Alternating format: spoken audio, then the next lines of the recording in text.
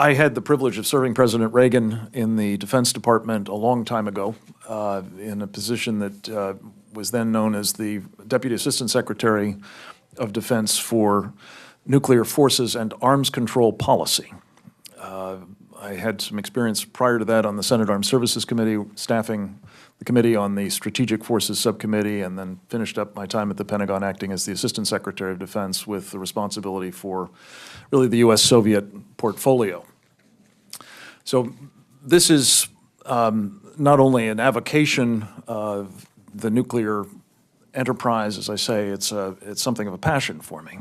And it troubles me personally and professionally that what I consider to be the most momentous national security decisions in memory are being taken with so little public awareness, let alone informed debate. And the consequences of taking such momentous steps without appropriate deliberation could be nothing short of catastrophic. And I use these terms advisedly. We are, for the first time in our history, led by a commander-in-chief who not only believes in a rhetorical sense that it would be desirable to live in a world without nuclear weapons, but who believes he can bring it about. And now he is of late taken to clarifying that that may not happen right away. It may not happen, he said today, in his lifetime. He nonetheless is changing American nuclear weapons policy and deterrent strategy and programs in ways that he explicitly says are designed to advance that goal. I believe the problem that arises from such a course of action is that the president is aggressively disarming the one nation in the world that he can disarm. That happens to be ours.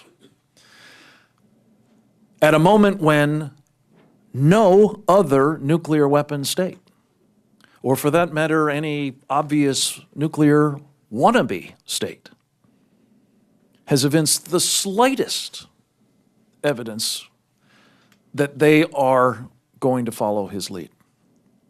To the contrary, every nuclear weapon state is modernizing its nuclear arsenal. They have hot production lines to do so, something we do not.